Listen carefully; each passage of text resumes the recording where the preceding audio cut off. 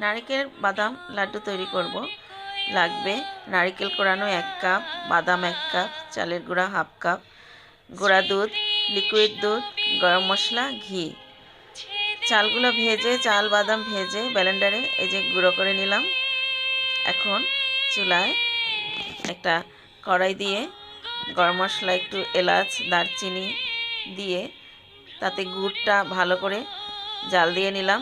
এখন গুড়ের সাথে গুঁড়া করা চাল, নারকেল, বাদাম সব কিছু দিয়ে ভালো করে মিশিয়ে একটু ঘি দিলাম। ঘিটা হচ্ছে স্বাদের জন্য।